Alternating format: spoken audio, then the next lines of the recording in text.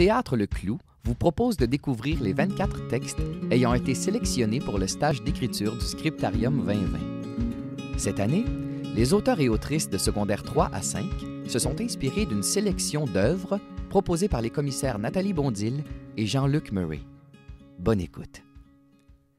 Le prochain texte est inspiré d'une œuvre du Musée national des beaux-arts de Québec. Il a été écrit par Sarah Charret dans le cadre du Scriptarium 2020. Moi avec moi. Enfin, la cloche sonne. J'ai tellement hâte de manger, ça n'a aucun bon sens. Mon ventre fait des bruits d'ogre puis mon humeur commence à détériorer. Ce matin, ma maman m'a donné de l'argent pour manger à la cafette, puis je suis tout excité parce que aujourd'hui, c'est le spécial sur les cheese. T'en achètes un, puis t'as l'autre à 50%. C'est fucking un bon deal. Par contre, ça a son désavantage, là. La file est calissement plus longue, puis ben, mon ventre, il aime pas ça. Bon, après avoir attendu 20 minutes pour ces petites merveilles moelleuses, autant sur le dessus qu'en dessous, avec un cœur tendre de bœuf et un petit carré orange mi-dur, mi-coulant au milieu qui fait toute la différence, ben j'arrive enfin à ma table avec mes friends Sophia et Laurence. On jase de tout et de rien, comme d'hab, puis là, je vois mon crush rentrer dans la cafette, la main autour du cou de sa blonde qui mesure 5 pieds 3 et qui pèse genre le poids d'une demi-plume puis qui a un visage d'ange. À chaque fois que je les vois ensemble, ça me fait l'effet d'une bombe atomique qui m'explose dans le cœur.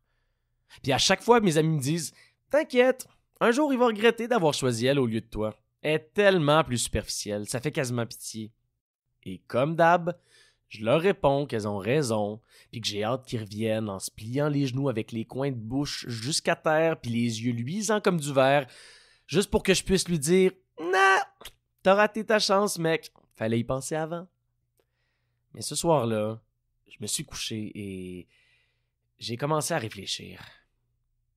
Qu'est-ce que cette fille-là a de mieux que moi? Puis là, je suis allé devant le miroir, puis j'ai compris.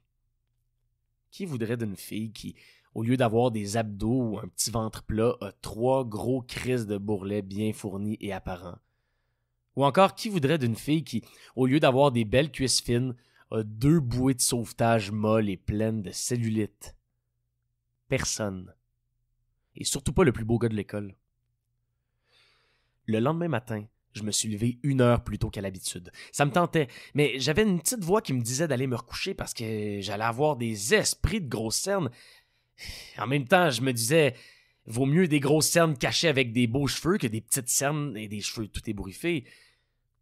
Fait que là, j'ai commencé par me plaquer les cheveux, ce qui m'a pris 1 heure de plus que d'habitude. Après ça, je me suis maquillé pour cacher toutes mes imperfections, puis là, oups, j'avais plus le temps de manger.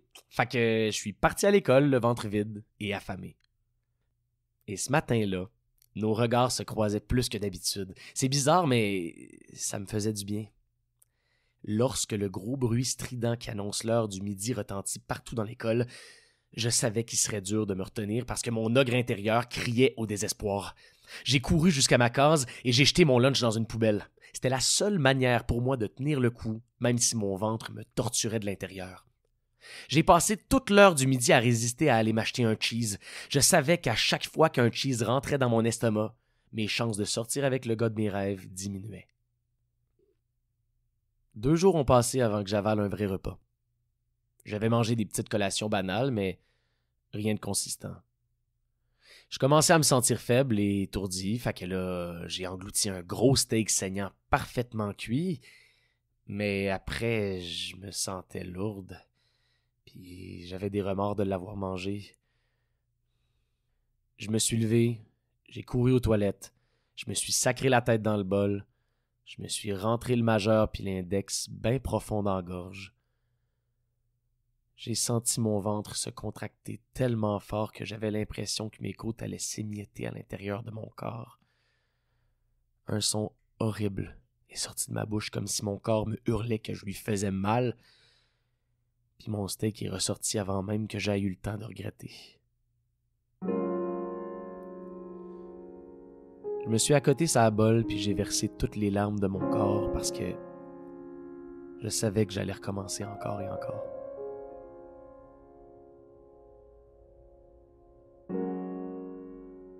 Un texte de Sarah Charret, de la Polyvalente de Charlesbourg.